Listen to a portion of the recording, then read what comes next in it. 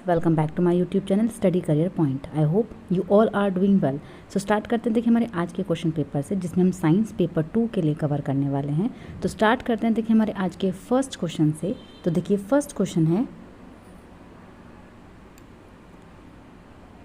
Rhizobium जीवाणु प्राय चने, मटर, मूंग, बीन और अन्य फलियों की जड़ों में पाया जाता है। जीवाणु का पौधों से संबंध कहलाता है। तो देखिए जो राइजोबियम जीवाणु होता है वो जो ये फलियां होती हैं इनकी जड़ों में पाया जाता है। तो जो जीवाणु है ये, इसका पौधों से क्या संबंध होता है? तो देखिए सहजीवी संबंध होता है, परजीवी संबंध होता है, परपोषी संबंध होता है, फिर कीटाहारी संबंध होता है। देखिए सिम्बायोटिक रिलेशन होता है, पैरासिटिक होता है, या फिर हेट्रोट्रॉफिक होता है, या फिर इनसेक्टिवायरस होता है। तो देखिए यहाँ जो आपका राइट आंसर है वो क्या हो जाएगा? देखिए यहाँ जो आपका राइट आंसर है वो है आपका ऑप्शन नंबर 1। कौन सा होता है आपका? सिम्बायोटिक रिलेशन होता है। ठीक है, कैसा रिलेशन होता है आपका? सहजीवी संबंध पाया जाता है। तो यहाँ पर ऑप्शन नंबर 1 जो होगा वो आपका बिल्कुल सही हो जाएगा। चलते हैं देखिए नेक्स्ट क्वेश्चन पर।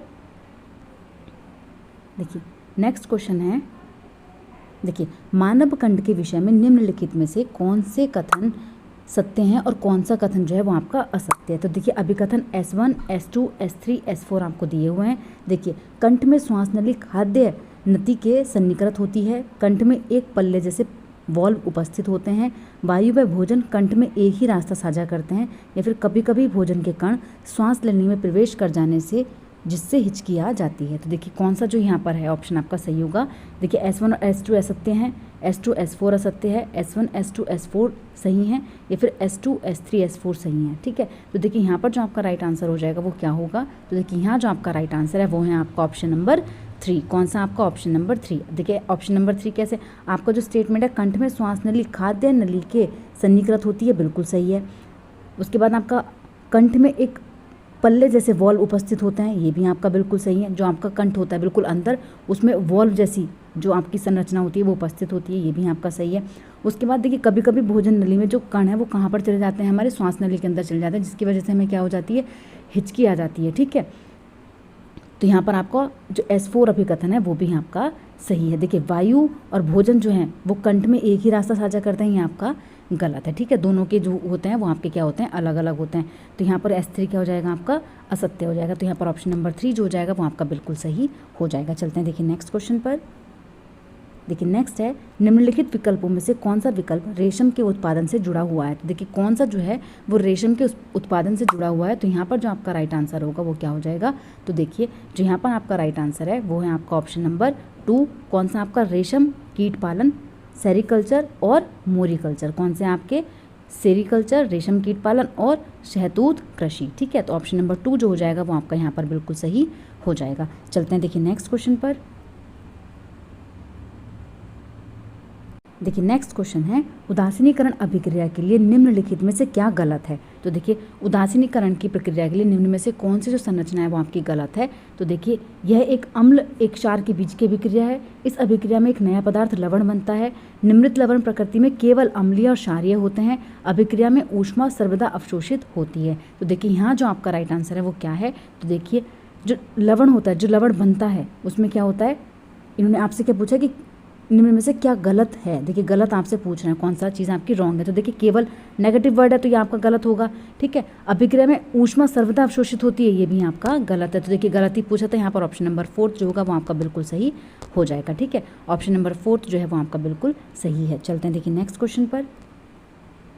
देखिए नेक्स्ट क्वेश्चन है, निम्न में से क्या एक रासायनिक परिवर्तन का उदाहरण नहीं है? देखिए कौन सा जो है वो रासायनिक परिवर्तन का उदाहरण नहीं है?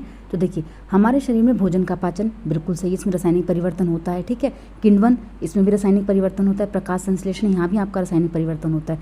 लेकिन जो आपका क्रिस्टलीकरण है, ठीक है, इसमें जो है आपका रासायनिक परिवर्तन नहीं यूज होता। ठीक है, तो यहाँ पर ऑप्शन नंबर डी, केवल ऑप्शन नंबर डी जो हो जाएगा वो आपका बिल्कुल सही हो जाएगा। गलत जो उदाहरण नहीं है वो आपसे पूछा था, तो यहाँ पर ऑप्शन नंबर 4 जो है वो आपका बिल्कुल सही है। चलते हैं देखिए नेक्स्ट क्वेश्चन पर। देखिए नेक्स्ट क्वेश्चन है, प्राणी जहाँ रहते हैं वहाँ जीवित रहने के लिए अपने आप को अनुकूलित कर लेते हैं। तो देखिए स्तंभ 1 में आपके प्राणियों की सूची है और स्तंभ 2 में प्राणियों के अनुकूल की सूची दी गई है। तो देखिए इन दोनों का मिलान आपको करना है, स्तंभ 2 और स्तंभ 1 का। ठीक है, तो देखिए ध्रुवीय भालू, लाल आंख का मेंढक, शेर और हाथी। तो देखिए यहाँ पर जो आपका सही मिलान है वो क्या बनेगा? तो देखते हैं। देखिए जो आपका ए है, जो आपका ध्रुवीय भालू है, तो ध्रुवीय भालू कहाँ होते हैं? लंबे गोलाकार और नुकीले पंजे होते हैं इनके। क्या होते हैं? लंबे गोलाकार और नुकीले पंजे होते हैं। जो आपका लाल आंख का मेंढक होता है, ये क्या होता है? पाद पर चिपकती हुई गद्दी।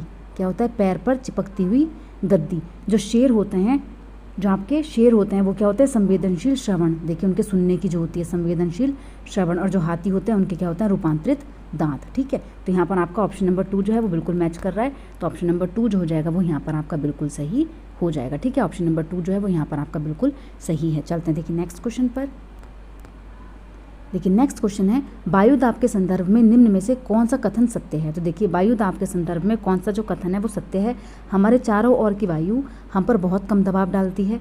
वायु गर्म करने पर संकुचित हो जाती है और ठंडा करने पर विस्तृत हो जाती है। गर्म वायु ऊपर उठती है और ठंडी वायु धरती की ओर जाने की प्रवृत्ति रखती है।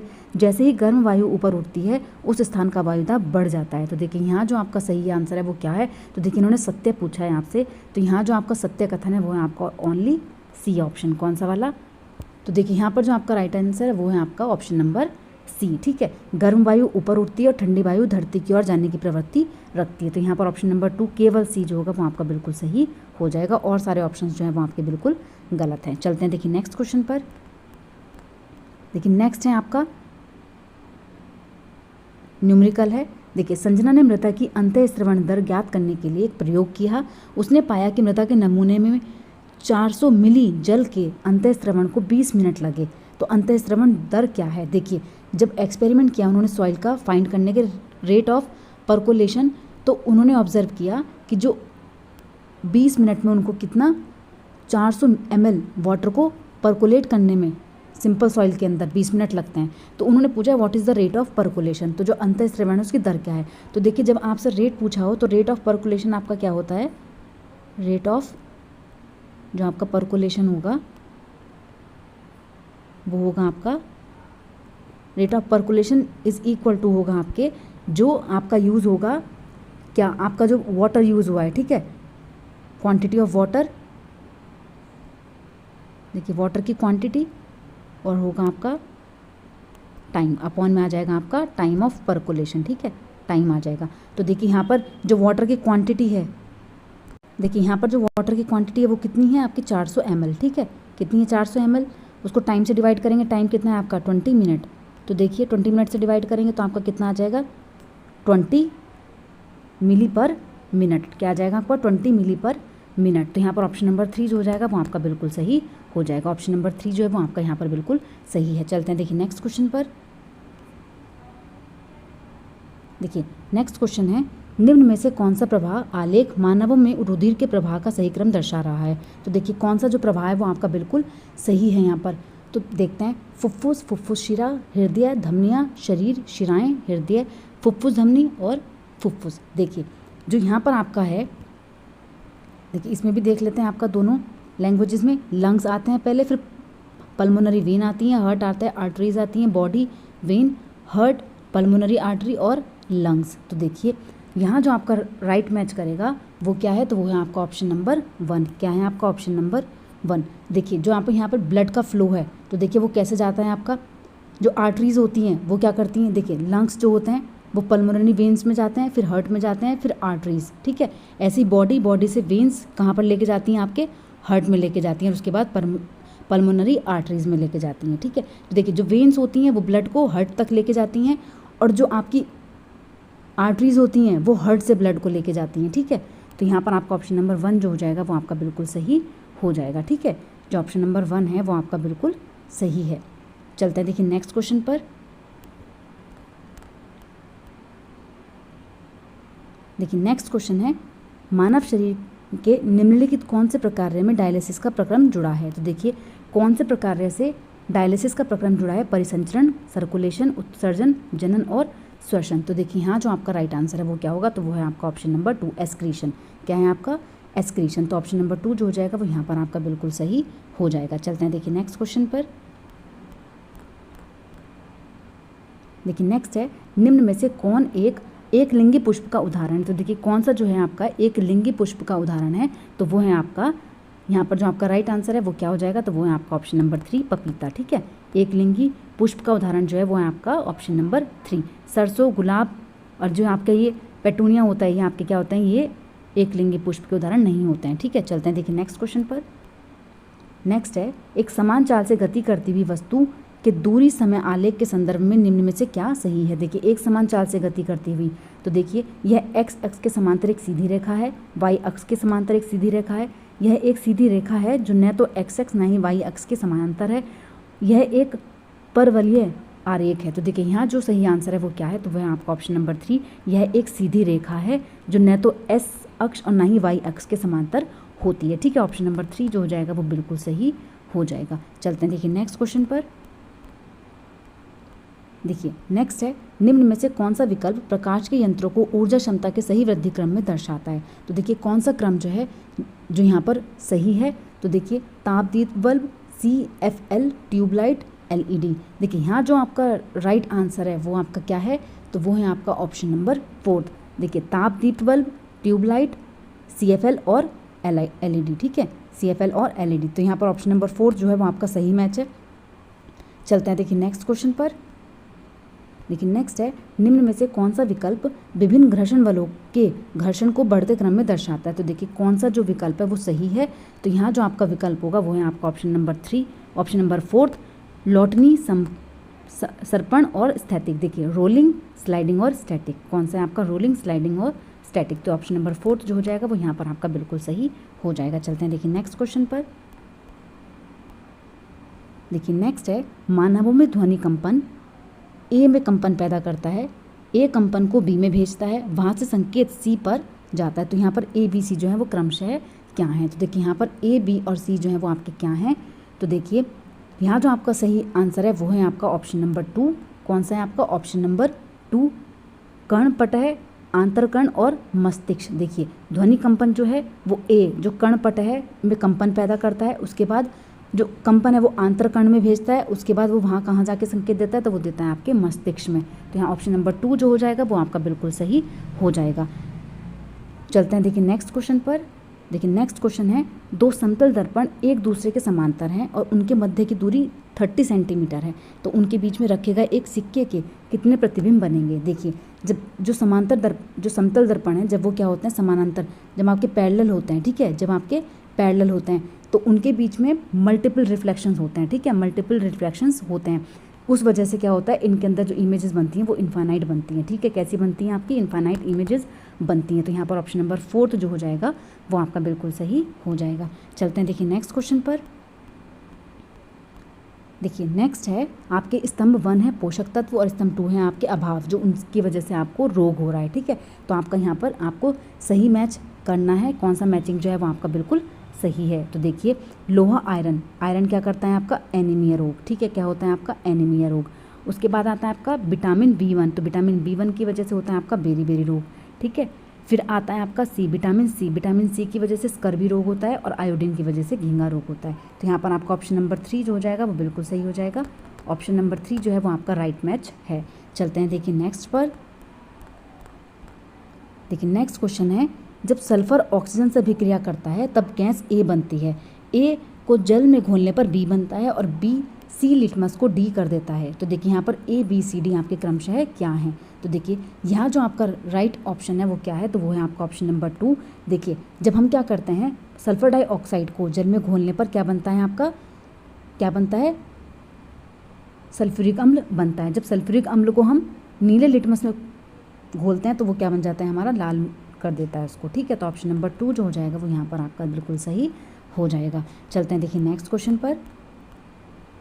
देखिए नेक्स्ट क्वेश्चन है, अभिकथन है आपका सोडियम ग्लिसरीन में भंडारित किया जाता है। देखिए जो सोडियम होता है वो क्या होता है, वो ग्लिसरीन में भंडारित किया जाता है। तो देखिए ये जो आपका है बिल्कुल गलत है, सोडियम आपका ग्लिसरीन में नहीं रखा जाता। ठीक है, सोडियम ऑक्सीजन और जल से तीव्रता से अभिक्रिया करता है। जो सोडियम होता है वो ऑक्सीजन और जल से तीव्रता से अभिक्रिया करता है, ये आपका बिल्कुल सही है। तो देखिए ऑप्शन नंबर 3 जो होगा वो यहाँ आपका बिल्कुल सही हो जाएगा। ऑप्शन नंबर 3, ए तो गलत है लेकिन आर क्या है आपका बिल्कुल सही है। चलते हैं देखिए नेक्स्ट क्वेश्चन पर।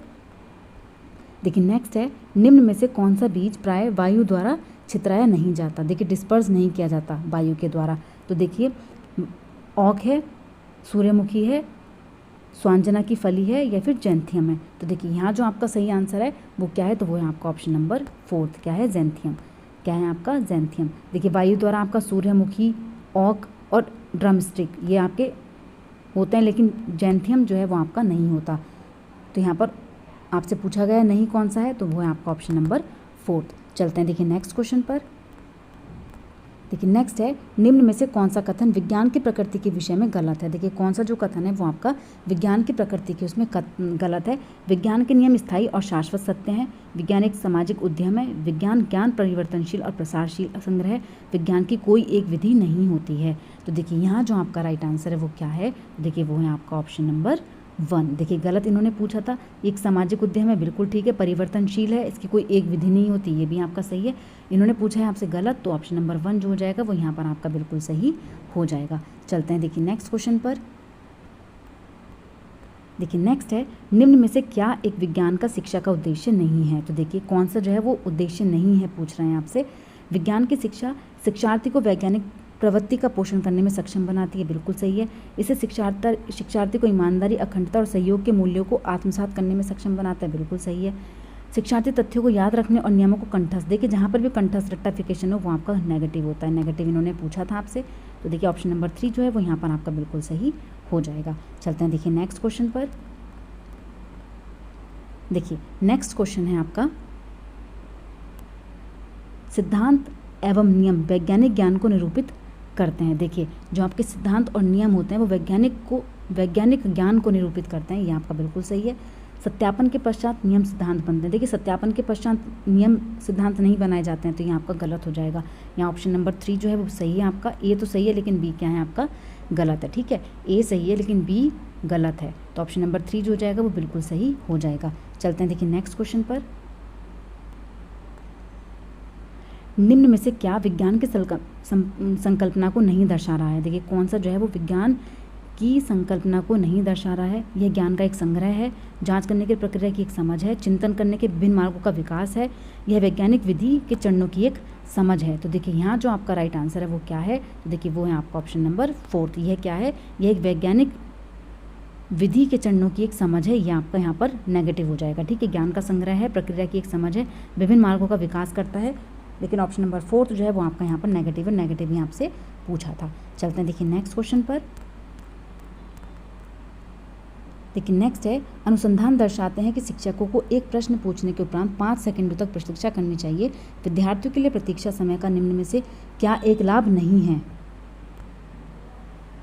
तो देखिए यहाँ जो आपका राइट आंसर होगा वो क्या होगा, विद्यार्थियों के उत्तरों की संख्या में वृद्धि होना, प्रश्नों में कमी होना, उपयुक्त प्रश्नों में वृद्धि होना, या फिर अनुक्रिया की लंबाई में वृद्धि होना। तो देखिए यहाँ नेगेटिव पूछा है, तो नेगेटिव है आपका विद्यार्थियों के प्रश्नों में कमी होना, तो ऑप्शन नंबर 2 जो हो जाएगा वो आपका यहाँ पर नेगेटिव हो जाएगा। चलते हैं देखिए नेक्स्ट क्वेश्चन पर। देखिए नेक्स्ट है, निम्नलिखित कथनों ए और बी को पढ़िए। देखिए जो ए है, धातुएं विद्युत का चालन करती हैं। देखिए जो धातुएं होती हैं वो विद्युत का चालन करती हैं। बी है आपका, ऋण आवेश धनावेश को प्रतिकर्षित करता है। जो ऋणावेश होता है वो धनावेश को क्या करता है, प्रतिकर्षित करता है। तो देखिए धातुएं विद्युत का चालन करती हैं, ये तो आपका सिद्धांत है, ठीक है। क्या है, ये आपका सिद्धांत है, लेकिन जो बी है वो क्या है आपका अवलोकन है। क्या है आपका अवलोकन है, ठीक है। ये क्या हो जाएगा आपका अवलोकन हो जाएगा, ऑब्जर्वेशन, ठीक है। क्या हो जाएगी आपकी ऑब्जर्वेशन हो जाएगी। तो ऑप्शन नंबर 3 जो होगा वो आपका बिल्कुल सही है। चलते हैं देखिए नेक्स्ट क्वेश्चन पर। देखिए नेक्स्ट है, पाठ्य पुस्तक में दिए गए प्रयोगों को संपादित करने में विद्यार्थियों को व्यस्त रखने के कार्य को निम्न में से कौन सा व्याख्या नहीं करता। देखिए संरचनात्मक जांच, निर्देशित जांच, खुली जांच या फिर निर्देशित जांच। तो देखिए यहाँ जो आपका राइट आंसर है वो क्या हो जाएगा, तो देखिए वो है आपका कौन सा निर्देशित नहीं करता है पूछें, तो वो है आपकी खुली जांच। क्या हो जाएगा आपका खुली जांच। ऑप्शन नंबर 3 जो हो जाएगा वो बिल्कुल सही हो जाएगा। चलते हैं देखिए नेक्स्ट क्वेश्चन पर। देखिए नेक्स्ट है, कथन है आपका, यह शिक्षण अधिगम में एक निरंतर प्रक्रम है। कथन बी है, यह ज्ञात करने पर केंद्रित है कि विद्यार्थियों ने कितनी अच्छे प्रकार से निर्देशित उद्देश्यों को प्राप्त किया है। निम्न में से कौन सा विकल्प जो है वो आपका सही है, ये पूछ रहे हैं, ठीक है। तो कौन सा विकल्प आपका सही है, तो देखिए जो कथन है आपका, यह शिक्षक अधिगम में एक निरंतर प्रक्रम है, ये क्या है आपका, ये निर्माणात्मक है। क्या है, ये निर्माणात्मक है, ठीक है। क्या हो जाएगा आपका, ये फॉर्मेटिव हो जाएगा, निर्माणात्मक, ठीक है, फॉर्मेटिव। यह ज्ञान ज्ञात करने पर केंद्रित है कि विद्यार्थियों के कितनी अच्छे प्रकार से निर्देशित उद्देश्यों को प्राप्त किया है। तो ये क्या हो जाएगा आपका, ये हो जाएगा आपका समेटिव योगात्मक आकलन। ठीक है, देखिए बच्चे ने कितने अच्छे प्रकार से उद्देश्यों को प्राप्त किया। ये आप कब करते हो, जब आप टर्म एंड जब आप क्या करते हो, बच्चों के एग्जामिनेशन लेते हो। ठीक है, तो वो क्या हो जाएगा आपका योगात्मक आकलन हो जाएगा। और जो निरंतर प्रक्रम होता है वो किस में होता है, वो होता है आपका फॉर्मेटिव असेसमेंट में। तो यहाँ पर ऑप्शन नंबर 3 जो होगा वो बिल्कुल सही हो जाएगा। चलते हैं देखिए नेक्स्ट क्वेश्चन पर। देखिए नेक्स्ट है पोर्टफोलियो की एक विकल्पी आकलन योजना के रूप में प्रयुक्त किया जाता है। देखिए जो पोर्टफोलियो होता है उसको एक विकल्पिक आकलन योजना के रूप में प्रयुक्त किया जाता है। क्यों, तो देखिए क्योंकि यह समय के साथ एकल किए सभी विद्यार्थियों के सभी कार्यपत्रों का संग्रह है। तो देखिए यहाँ पर जो ऑप्शन नंबर 1 है वो आपका बिल्कुल सही है। यह क्या है, यह एक समय के साथ एकल किए गए सभी विद्यार्थियों के सभी कार्यपत्रों का क्या होता है, ये संग्रह होता है। ठीक है, तो यहाँ पर ऑप्शन नंबर 1 जो हो जाएगा वो आपका बिल्कुल सही हो जाएगा। चलते हैं देखिए नेक्स्ट और लास्ट क्वेश्चन है आपका। देखिए अभिकथन ए है चुंबक लोहे को आकर्षित करती है, बिल्कुल सही है। कथन बी है यह सिक्का जो है वो चुंबक से आकर्षित नहीं होता, जो सिक्का होता है वो चुंबक से आकर्षित नहीं होता, ये भी आपका बिल्कुल सही है।